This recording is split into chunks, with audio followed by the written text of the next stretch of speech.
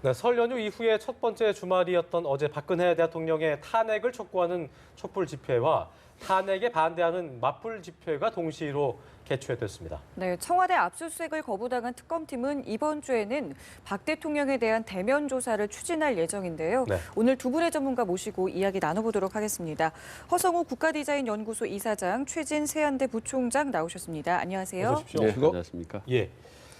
먼저 청와대 압수수색 얘기를 좀 안 해볼 수가 없을 텐데요. 일단 뭐 시도가 불발이 됐습니다. 이걸 놓고 이제 보안 손님은 마음대로 드나드는데 적법원 절차에 따라서 영장 집행으로는 특검은 못 들어갔다. 비난이 나오고 있더라고요. 일단 어떻게 보셨는지 좀 들어볼까요?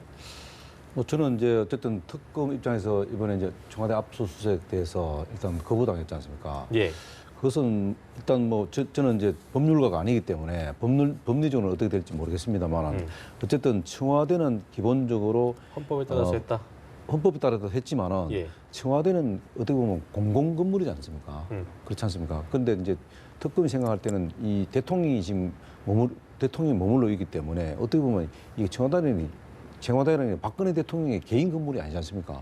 그럼 공공 건물이면은 공공 건물을 관리하는 규정이 따로 헌법에 법에 명시되어 있다고. 그게 뭐냐면은 형사소송법 제 100조하고 110조예요. 예. 110조하고 111조 아니겠습니까? 예. 그러면 예를 들어서 뭐 출입을 하려면 당장 110조 군사상의 비밀을 요하는 장소이기 때문에 그 책임자의 허락을 받아야 되잖아요. 그게 이제 110조에 걸리고 또 거기 들어가서 압수수색을 하려고 하면 어떻게 됩니까? 압수수색하고 점검을 갖고 오려면 111조에 걸리게 돼 있다고요. 그게 뭐냐면 국가기밀을 다루는 공무원의 물건 같은 경우는 어쨌든 허가를 받아야 되잖아요. 그러다 보니까 특검에서는 어쨌든 상급 기관에 그러니까 황교안 총리한테까지 어쨌든 허가를 해달라고 요청한 거 아닙니까? 네. 그걸 그러면 하지 말았어야 되는 거예요. 만약에 그렇게 특검이 만약 그 생각을 했다면은 예. 그럼 그렇게까지 다 해놔놓고 다시 공무집행방해 카드를 끄집어냈지 않습니까? 그거를 할까 말까 하는데 그것까지 끄집어냈다는 것은 제가 볼 때는 좀 과도하게 이 특검이 좀 권한을 남용하지 않나 하는 그런 생각마저 좀 든다는 입장은 지금 그게 제 입장이에요. 근데 저는 뭐 생각이 좀 다릅니다만은 그러니까 청와대 입장은 아주 확실합니다. 이 부분에 대해서 예나 지금이나 앞으로도 전혀 확실하게 우리는 문을 굳게 닫겠다라는 예. 건데 때문에 국회에서 청문위원들이 갔지 않습니까? 방문 청문 그것도 아예 원천적으로 차단을 해서 못 갔고 그다음에 대통령 검찰 증언도 본인이 기자회견에서는 응하겠다라고 해놓고 안 하겠다. 결국 거부했었지 않습니까?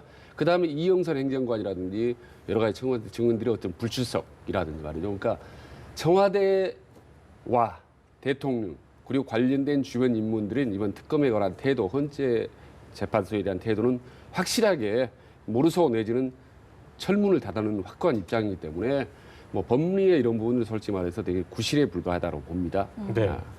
일단은 영장 시한이 28일까지입니다. 그럼 그렇습니다. 그동안에 이제 압수수색 시도가 추가로 더 이뤄질 것 같은데 그러면 그 말은 결국에는 특검과 청와대 간의 기싸움이 계속 이어지겠다 이런 거 아니겠습니까? 그렇죠. 원래 이제 압수수색 영장은 보통 통상적으로 7일 정도 나온 걸로 되어 있는데 이번 같은 경우는 이제 어쨌든 특검 기간이 28일 끝나는 데까지 일단 28일까지 받아놨다는 건 네. 뭐냐면은 언제든지 압수수색 카드를 갖고 계속 청와대하고 압박을 하겠다는 거예요. 예. 그 압박을 하겠다는 건 뭐냐면은 대통령이 어차피 청와대가 압수수색을 거부할 거라고 판단되기 때문에 그것을 일단 제가 볼 때는 특검이 국민 여론을 좀 의식하는 게 아니냐. 국민 여론을 등에 업고 계속 청와대를 압박하고 그다음에 뭐냐면은 어쩌면은 대통령께서 대면 조사 자체를 거부를 못하기 위해서 청와대 압수수색을 강공으로 밀어붙일 가능성이 높다. 그렇게 되면 국민들 입장에서는 청와대가 압수수색 자체도 거부하고 그건 뭐냐면 증거 인멸로 또 몰아갈 수도 있고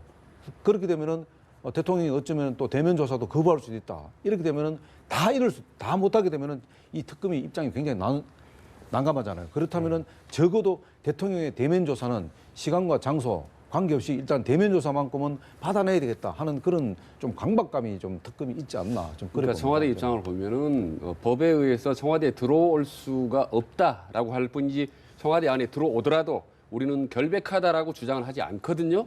실제로 청와대가 결백하다면 일부 장소 정도는 검찰의 네. 압수수색을 허용해야 되는 거죠. 그런데 이게 지금 청와대가 두려워하는 건 그겁니다. 내부 업무적인 관계망이라는 게 있거든요. 서로 이제 사무들끼리 주고받는 컴퓨터 관계망 그 안에 이제 상당히 중요한 단서들이 포착이 될 가능성이 있죠. 그러니까 네. 상당히 좀 두려운 건 있는데 사실 이제 특검 입장에서는 현재의 조사, 이를테면 안종범 수첩, 그리고 정호성이 파일, 그리고 최순실의 태블릿 PC 네. 정도만 해도 충분하다고 보고 있거든요. 다만 청와대 압수수색이나 대통령 대면 조사는 불가피하게 가야 될 그런 과정 절차입니다. 이 중간 절차까지도 청와대에서는 차단하고 있기 때문에 계속 이제 실링기를 하고 있는 거죠. 근데 시간이 지날수록 결국은 국민 여론의 압박은 훨씬 더 거세질 거라고 봅니다. 자, 이런 가운데 이제 이번 주에 박 대통령 대면 조사 추진하겠다고 특검이 하고 있는데요. 결과적으로 이제 압수수색이 못한 상태에서 네. 박 대통령이 나온다 한들 예.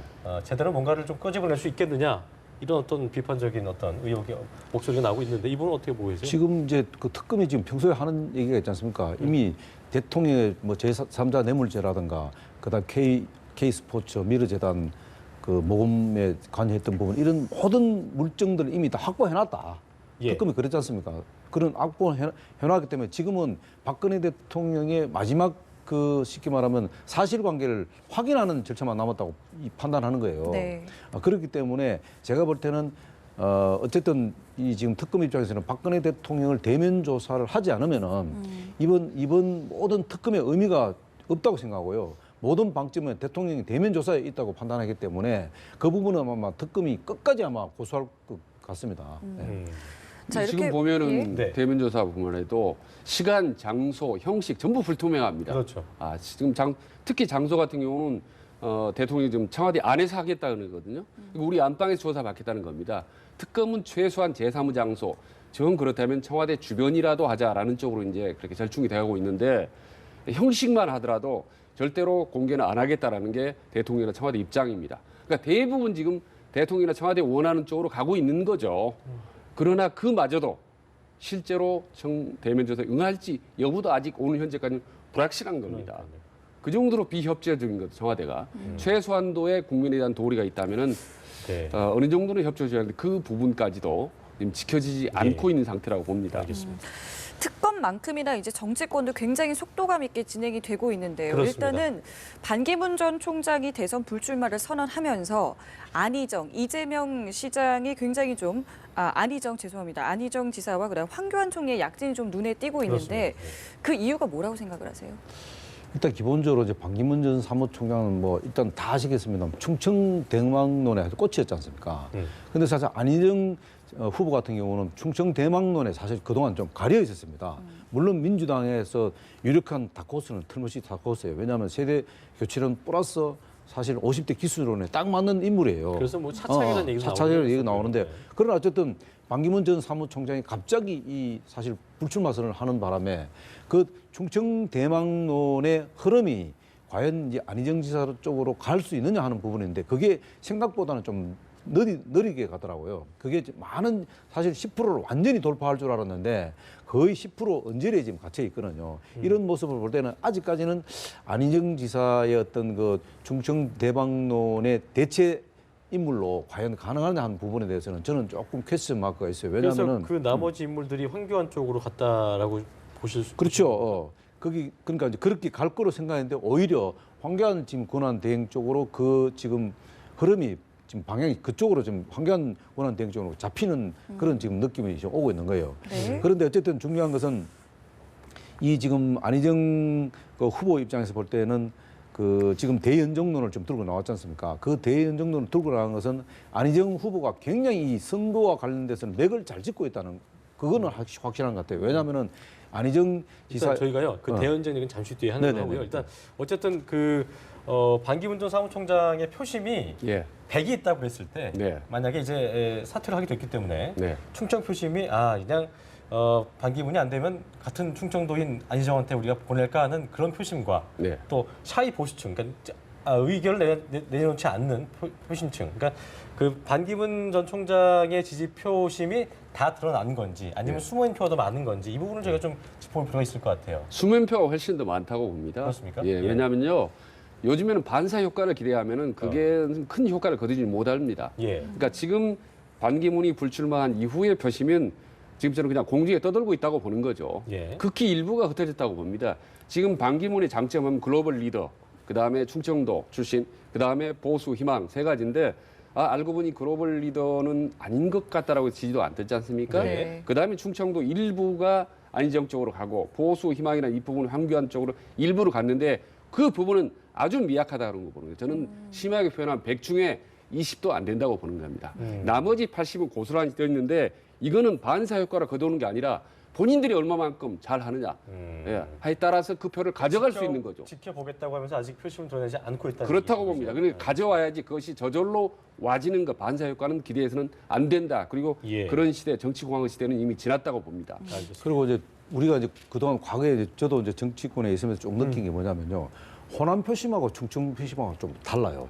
완전히 구조적으로 좀 다른 면을 역대 이 호남 출신 호남의 어떤 표라는 것은 굉장히 전략적 선택을 합니다. 예. 그런데 충청표는 항상 보면 표가 좀 이렇게 분산되는 그런 흐름이 있어요. 지금 네. 좀 전에 말한 샤이 표심이 지금 묻혀있냐 하는 부분인데 샤이 표심보다는 충성 표심은 약간 분산되는 그런 게 있기 때문에 분산된다. 전략적 선택하고는 조금 다른 성향을 갖고 있기 때문에 그러나 어쨌든 이번에 어쨌든 충청 대망론에 대한 실망감이 있었기 때문에 이번 대선만큼은 이 충청 표심이 한쪽으로 몰릴 수 있느냐 하는 부분은 굉장히 중요한 포인트예요. 네. 저는 그래 봅니다. 알겠습니다. 계속해서 이제 황교안 권한대행은 거론이 되고 있습니다만 뭐 아직 뭐 출마 선언에 대해서 뭐 전혀 이야기가 없지 않겠습니까? 네. 이 황대행 같은 경우에는 앞으로 어떤 선택을 좀 하게 될까요? 그러니까 방금 질문과 관련해서 말이죠. 청와대 핵심 관계자다 이렇게 내걸고 오늘 재미있는 좀 인터뷰를 했더라고요. 뭐냐면 안 나갈 것이다 황교안 전 대표는 네. 상당히 단정적으로 얘기를 하고 네. 다만 지금 이 상태에서 계속 지지도가 높아가면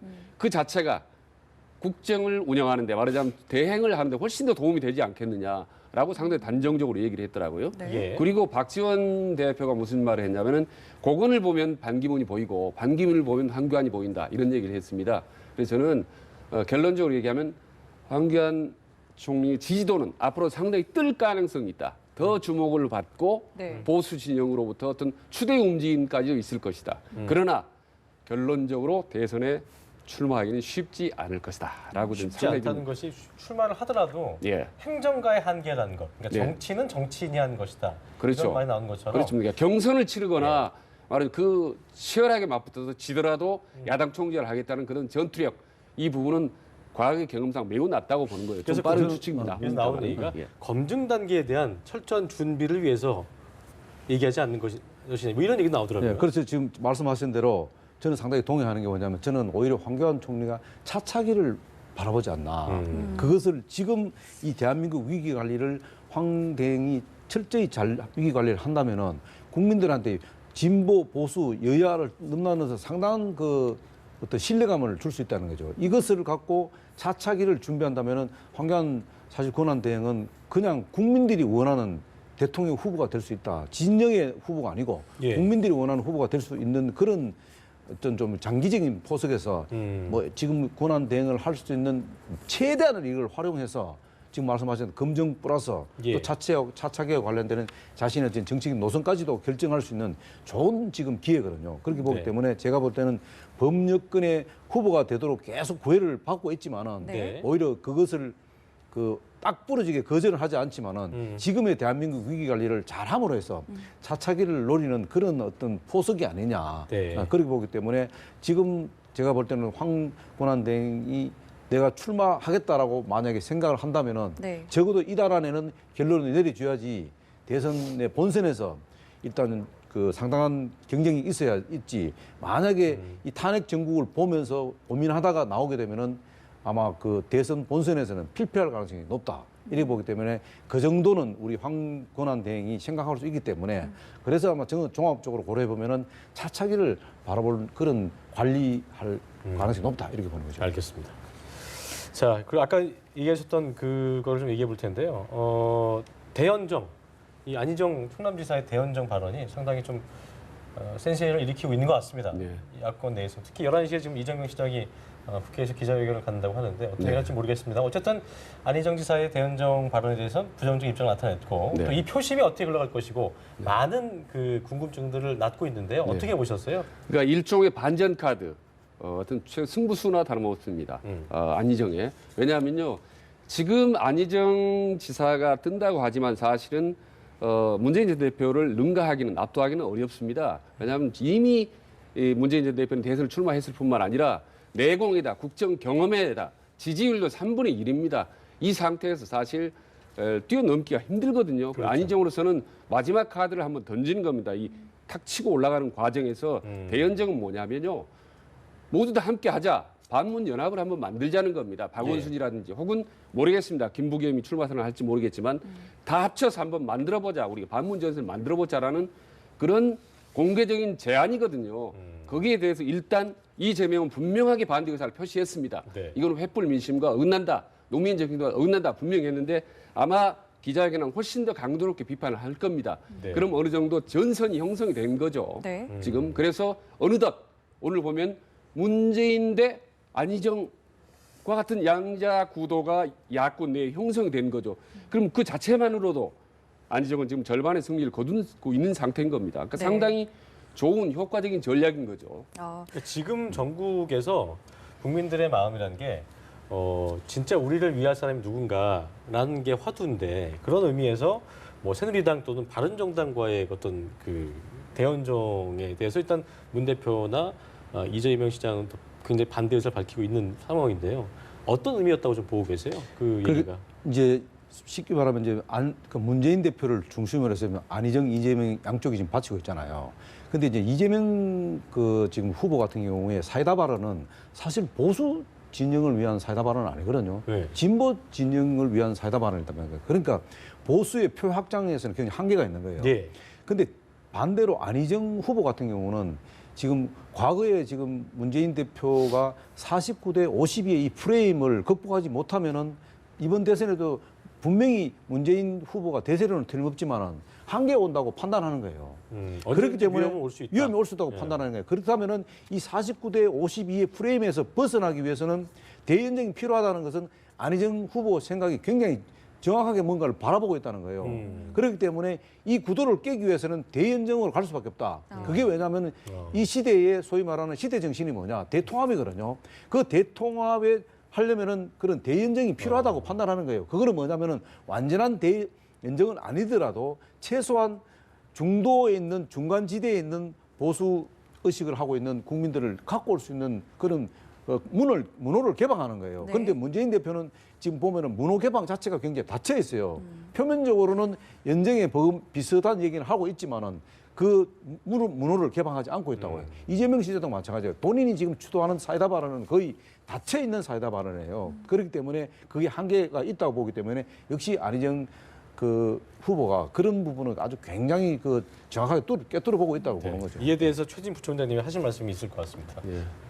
뭐 저는 뭐 충분히 그 부분은 뭐 다음에 좀 차분히 말씀드리도록 하겠습니다. 네. 예. 그럼 앞으로 이제 어떤 안 지사의 지지율에는 좀 긍정적인 영향이 있을 거라고 보시는지. 그렇습니다. 이제 당분간은 네. 상당히 타고 올라간다고 봅니다. 왜냐하면 노무현 대통령의 그림자가 짙으면서도 반대로 이제 중도적인 이미지를 많이 하거든요. 사드 문제라든지 말이죠. 네. 이런 대연정 이런 그렇죠. 문제를 했기 때문에 중도의 표를 은근히 끌어오는 겁니다. 그래서 보수 측에서도 은근히 안희정 지사를 마음에 들어한다는 그런 온라인상에서의 의견들도 그렇고 예. 심심찮게 볼 수 있게 되는 것 같은데 반면으로는 예. 야권 측에서의 표심에서는 이 배신 아니냐 이렇게 얘기도 나오고 있는 것 같아서 혹시나 지지율이 빠질 수 있지 않을까 이런 우려도 나오더라고요. 어떻게 근데요, 보세요? 이건 이번 대선의 최대 어떤 가치랄까 그 이슈는 통합입니다. 통합이기 때문에 지금 문재인 대표도 상당히 한쪽으로 치우쳤다라는 비판을 받으면서도 대외적으로는 통합을 내세우고 있거든요. 예. 근데 안희정 같은 경우는 실질적으로 통합의 모습을 행동이 옮겨가고 있는 겁니다. 실질적으로 정책이라든지 행보라든지 근데 그런 부분들이 상당히 좀 진보라든지 보수 진영에 있어서 또 호감을 갖게 되는 거죠. 그런 점에서 앞으로도 상당히 좀 탄력을 받을 것이다라고 보는데 다만 2, 3개월 후에 안희정 대통령이 출연할 수 있겠느냐라는 이 중량감이라는 국정 운영 경험 이런 부분에 대해서는 아직도 사람들이 반신반의하고 있거든요. 그러니까 이 부분을 보완을 하려면 아까처럼 듬직한 국정 경험 있는 다른 후보와 연대할 경우에 엄청난 시너지 효과가 날 거라고 보는 거죠. 그래서 앞으로 이번 대연정이 한 카드, 그다음에 마지막 카드 그런 실질적으로 어떤 중진 그룹과 함께 하느냐 이 부분이 하면 남아 있다고 보는 거죠. 알겠습니다. 그 저는 조금 이제 안희정 지사에 대해 조금 이제 다르게 보는 측면이 뭐냐면은 안희정 지사가 앞으로 좀 해야 할 일은 진정성 부분이에요. 왜냐하면 보수 쪽에서도 표면적으로는 안희정 후보가 상당히 그래도 나름대로 이 생각이나 정책이나 이런 것들이 상당히 유연하다고 판단하는데 문제는 뭐냐면은 본질적으로 들어가게 되면은 안희정 후보도 역시 친노 세력에 더 세워져 있다는 판단을 하는 거예요. 예. 그렇다면 결국 마지막에 가면은 본질적으로 자신의 발톱을 드러낼 것이다 이렇게 판단하는 거예요. 그렇기 때문에 아직까지는 지금 그 우리 보수 쪽에서도 반신반의하고 있는 입장이기 때문에 네. 그렇기 때문에 안희정 지금 후보가 지지율을 팍 박차고 나가는 데는 굉장히 한계가 있다. 그래서 그 부분을 깨기 위해서는 아까 얘기한 대로 대연정도 필요하지만은 네. 본인의 진정성 그리고 친노와의 어떤 관계를 어떻게 설정한 것인가 이 부분을 국민들한테 정확하게 얘기를 해줘야지 그나마 중도 세력들이 안희정 후보를 지지할 가능성이 높다. 만약 그 지지가 없다면은 안희정 지사는 지금의 지지율에서 갇힐 가능성이 높다. 저는 이렇게 보수 쪽에 봅니다. 반신반의 표가 나오려면은 확실한 뭔가 액션이 필요하다. 확실한 그 신뢰를 부분이 줘야 이제 중요한 포인트인데요. 그래서 만약에 손학규라든지 혹은 김종인과 같은 예. 상당히 비중 있는 분 그리고 개혁적이면서도 약간 온건한 사람과 손을 잡으면은 엄청난 파괴력이 생기는 거죠. 그래서인지 모르지만 김종인하고서 안희정하고 4번이나 만났지 않습니까? 예. 예, 이거는 깊숙이 얘기가 지금 돼가고 있다는 거거든요. 그런데 김종인 전 대표 입장에서는 지금 본인의 목표는 2가지입니다. 하나는 문재인은 안 된다라는 겁니다. 네. 그다음에 개헌을 하겠다는 거거든요. 네. 근데 문재인은 안 된다라는 부분에서 안희정과 공감대를 형성할지 모르겠지만 개헌을 하겠다는 부분이 동의할지는 모르겠습니다. 이 부분에 대해서 아마 자꾸 만나면서 깊숙한 대화를 논의하지 않을까. 만약 그분만 동의가 된다면은 네. 엄청나게 큰 대연정이 무시무시한 대연정이 하나 성사될 수가 있는 거죠. 그래서 그 부분이 지금 최 교수님 말씀하신 그 지금 부분이 반신반의 보수적 반신반의는 바로 그 부분이에요. 만약에 김종인 전 대표가 안희정을 4번을 만났는데 자 그랬지 않습니까? 탈당해라. 탈당해서 새로운 대한민국을 한번 만들어보자. 이렇게 얘기했는데도 아주 점잖하게 거절했다는 거예요. 그거는 뭐냐면은 아직도 친노 프레임에 갇혀 있다는 뜻이에요. 본인이 그것을 아까 말한 대로 진정성이라는 게 바로 그런 거예요. 그렇다면- 그것을 박차고 나와야 된다는 거예요. 그래서 박차고 나올 때 그것이 바로 진정성이 확인되는 거예요. 그러나 본인이 점잖하게 거부를 했지 않습니까? 그거는 뭐냐면 아직까지 지금 친노 프레임에서 못 알겠습니다. 벗어나고 있다는 거예요. 그래서 제가 말씀드린 게 진정성이라는 게 바로 거기에 있는 알겠습니다. 겁니다. 네. 김종인 전 대표의 선택도 굉장히 좀 주목이 되고 있는 상황에서 저희가 지금 이야기를 하고 있는 게 결국에는 야권의 돌풍 아니겠습니까? 예. 그렇다면 반대로 생각을 해보면 여권이 굉장히 좀 잠잠하다는 건데 네. 이 여권 내에서도 어떤 특별한 좀 카드를 좀 내놔야 되지 않겠습니까? 지금 현재 여권 새누리당 중심으로는 여권 하시는데요. 솔직히 방법이 없습니다. 근데 방법이 없습니까? 지금 방법이 없어요. 현재까지는. 지금 거론되고 있는 사람은 이 유승민, 또 누구 있습니까? 남경필 있고 황교안 지금 거론내리고 있는데 이 3사람을 가지고 어떻게 하겠다는 겁니까?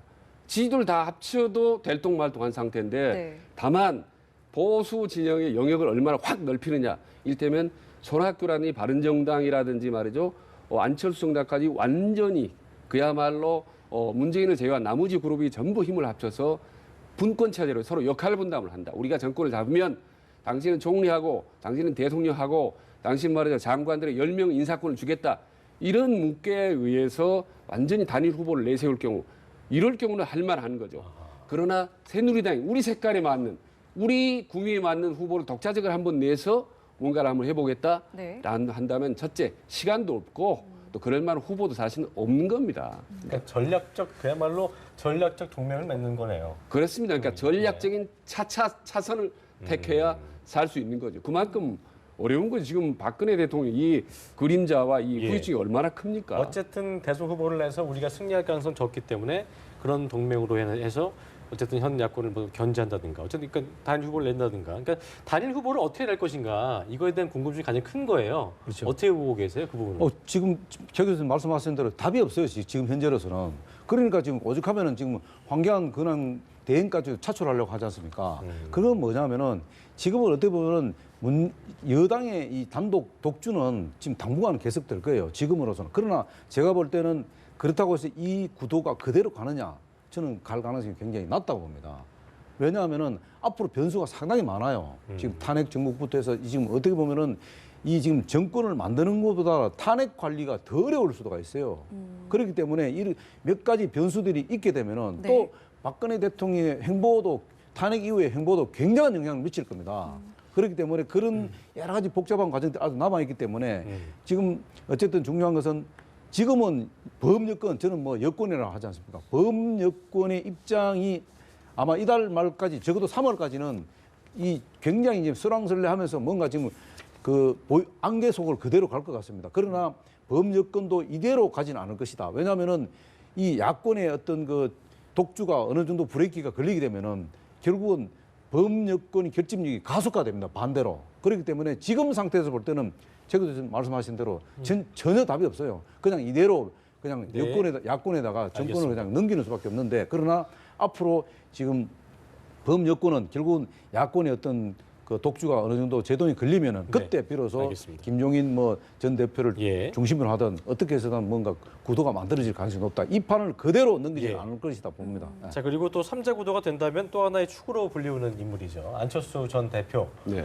물론 뭐 그 지지율은 별로 나오지 않고 있습니다만 어쨌든 상당히 국민의당을 만들어낸 그 공신이라는 그런 이미지가 있고 네. 상당히 좀 새 정치에 대한 어떤 아이콘이라는 그런 이미지도 있고요. 그러니까 그런 면에서 본인이 지금 그 문 전 대표의 양자 구도를 굉장히 계속해서 띄우고 있는 상황이거든요. 예. 이게 어떤 믿을 구석이 있는 건지 아니면 그냥 내세우는 건지 이 부분도 좀 분석을 해봐야 될 것 같습니다. 그러니까 크게 말씀드리면 일단 문재인을 대항으로 해서 두 개의 빅텐트가 만들어졌지 않습니까? 네. 근데 반기문이 하나 텐트를 만들려다가 기둥을 못 세우고 결국 무너졌습니다. 네. 그리고 또 다른 텐트가 하나 지금 만들어지고 있는 거죠. 그게 안철수 전 대표가 만들고 있는 국민의당 텐트를 지금 만들고 있는 겁니다. 손학규하고 끌어당겨 이렇게 저렇게 만들고 있는데 역시 안철수도 빅 텐트를 성공하려면 자기만의 기둥을 만들어야 됩니다. 기둥.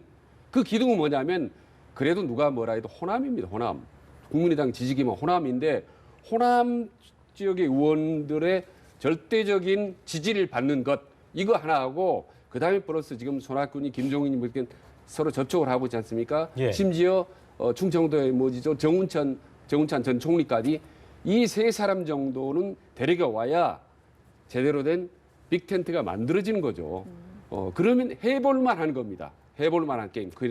거기다가 바른정당까지 같이 가세를 한다. 이름이자 상당히 승산이 있는 거죠. 그러니까 지금 현재까지 보면 네. 상당히 어떻게 보면 고군분투하고 쉽지 않은 상황을 지금 땀 뻘뻘 흘리면서 비바람 맞아가면서 빅텐트 애써 만들고 있는 그 단계인 겁니다. 시간은 없죠. 뭐 저도 이제 비슷한 생각입니다만 다만 이제 안철수 후보가 내가 지금 말씀하신 대로 양자 구도로 가겠다면은 안철수 전 대표는 자칫하면은 본인의 그 어떤 정치적인 생명까지도 위협받을 수 있다. 저는 다른 건데 말씀드리는 이유가 뭐냐면 지금 두 가지 중에 하나가 좀 빠지는 게 뭐냐면 우리 이제 최 교수님 말씀하신 대로 기둥 중에 두 가지인데 저는 하나가 더 빠졌다고 봐요. 하나는 호남 기둥도 중요하지만은 PK 기둥이 빠져 있어요. 그런데 지금까지 PK 기둥에서 PK 지역에서 과연 안철수 전 대표의 지지율이 있느냐? 거의 없습니다. 그리고 문재인 대표하고 그 겹쳐 있는 게 바로 호남하고 PK 같이 겹쳐 있지 않습니까? 예. 기둥 자체가 그런 겹쳐 있는데 거기서 뭔가 지금까지 차별화된 정책이라든가 또 본인의 정체성이라든가 그다음에 이 지금 대한민국의 이 위기 상황에서 본인이 이 위기 관리를 어떻게 하겠다는 그 어떤 청사진을 낸 적이 한 번도 없습니다. 오히려 상대 당과의 어떤 프레임 전쟁만 하려고 했지 이 대한민국을 어떻게 위기를 극복하고 이 대한민국을 어떻게 발전시키지 그 비전을 한 번도 제대로 비운 적이 없어요. 그렇기 때문에 이런 것을 종합해 볼 때는 오히려 이 판에 안철수 후보가 사실은 이 범보수를 아우러서 뭔가를 자기가 불쏘시게 되겠다. 그럼 대한민국을 위해서 자기가 희생하겠다. 이렇게 하면은 제가 볼 때는 안철수 후보는 차차기 대선 후보로서 유력한 대선 후보 될 수밖에 박지원 없다. 대표랑 이렇게 보는 손학규 의장이 그 이제 조건 없는 통합하자고 했잖아요. 네. 이게 조금은 도움이 될 수 있지 않겠습니까? 어떤 본인들 아니 통합을 하는데 누구 중심으로 통합할 거냐 이죠. 그게 그런 싸움에서 안철수일지는 모른다는 얘기죠. 안철수 후보 중심으로 통합을 하자 하면 손학규 의장이 들어오겠습니까?